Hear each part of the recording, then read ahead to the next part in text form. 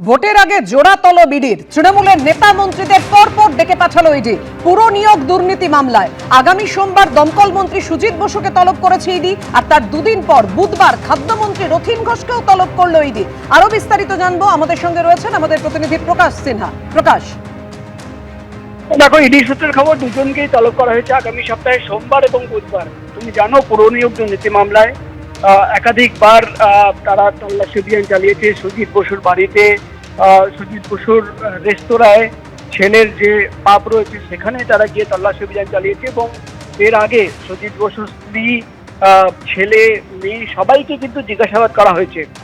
এবার যেটা ইডি সূত্রের খবর, আগামী সোমবার দিন দমকল মন্ত্রী সুজিত বসু তাকে তলব করা হয়েছে সিজিও কমপ্লেক্সের ইডি দপ্তরে। এবং ঠিক তার দুদিন পর আগামী বুধবার খাদ্যমন্ত্রী রথীন ঘোষ তাকেও কিন্তু একই মামলায় তলব করা হয়েছে। অর্থাৎ যেটা ইডি সূত্রের খবর, আগামী সপ্তাহে সোমবার এবং বুধবার জোড়া তলব দুজন মন্ত্রী, সুজিত বসু এবং রথীন ঘোষ দুজনকেই তলব করেছে ইডি। তাদের দুজনকেই জিজ্ঞাসাবাদ করতে চান ইডি আধিকারিকরা। পুর নিয়োগ দুর্নীতি মামলা যেটা ইডি সূত্রের খবর, তুমি জানো এর আগে সিবিআই তরফে একাধিক চার্জশিট জমা পড়েছে।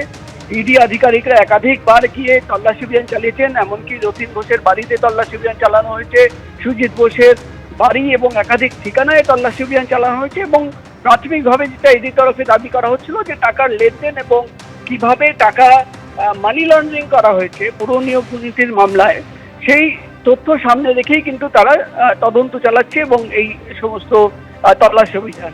কিন্তু ভোটের ঠিক আগে আমরা দেখতে পাচ্ছি রাজ্যের দুই মন্ত্রী, একদিকে দমকল মন্ত্রী সুজিত বসু, অন্যদিকে খাদ্যমন্ত্রী রথীন ঘোষ, দুজনকেই কিন্তু তলব করা হলো।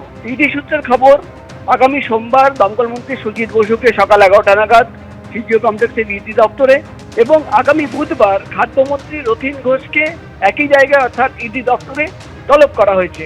তাদের কাছ থেকে মূলত ইডি আধিকারিকরা যেটা জানতে চান, যেটা ইডি সূত্রের খবর, যে পুর নিয়োগ দুর্নীতি মামলার তদন্ত করতে গিয়ে তোমার মনে থাকবে অয়নশীল যাকে কিন্তু কাজ দেওয়া হতো, একাধিক পুরসভার যে নিয়োগ হতো তার পরীক্ষা এবং ওএমআর শিট এভলিউশন ওর কোম্পানি করতো এবিএস ইনফুজেন। এবং অয়নশীলের কাছ থেকে জিজ্ঞাসাবাদ করে অয়নশীলকে প্রথমের দিকে যেটা ইডির তরফে দাবি করা হচ্ছিল যে একাধিক কোড ওয়ার্ডের নাম তারা পেয়েছিলেন এবং সেখানেই কিন্তু একাধিক নাম পাওয়া যায়। সেই সূত্র ধরে তদন্তে এগিয়ে নিয়ে যাওয়া হয় এবং ইডি সূত্রের খবর যে দক্ষিণ দমদম পুরসভায় যে দুর্নীতি হয়েছিল তার কিন্তু তথ্য প্রমাণ রয়েছে তাদের হাতে, একাধিক বয়ান রয়েছে। এবং তুমি জানো দক্ষিণ দমদম পুরসভার বিরুদ্ধে একাধিক অভিযোগ সহ চূড়ান্ত চার্জশিট কিন্তু সিবিআই তরফেও জমা দেওয়া হয়েছিল। এবং এবার কিন্তু একই পুরসভায় অর্থাৎ দক্ষিণ দমদম পুরসভায় কিভাবে দুর্নীতি হয়েছিল, বেআইনিভাবে চাকরি দেওয়া হয়েছিল, টাকার লেনদেন হয়েছিল কিনা, এই সমস্ত তথ্য জানার জন্যই কিন্তু যেটা ইডি সূত্রের খবর, এবার কিন্তু সুজিত বসুকে তলব করা হয়েছে, রথীন ঘোষকে তলব করা হয়েছে।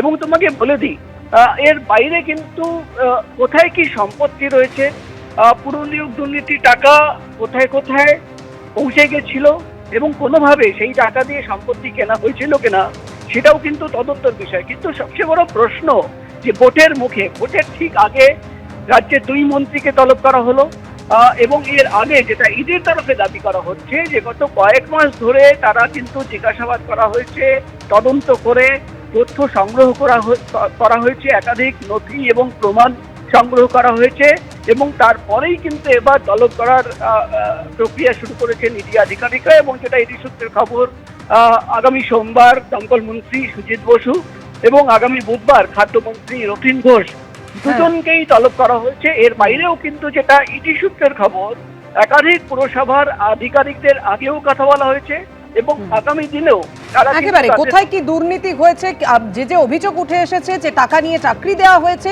সে সমস্ত কিছু খতিয়ে দেখতে জোড়া তলব ইডি। ধন্যবাদ তোমায় প্রকাশ। এবিপি আনন্দ, এগিয়ে থাকে, এগিয়ে রাখে।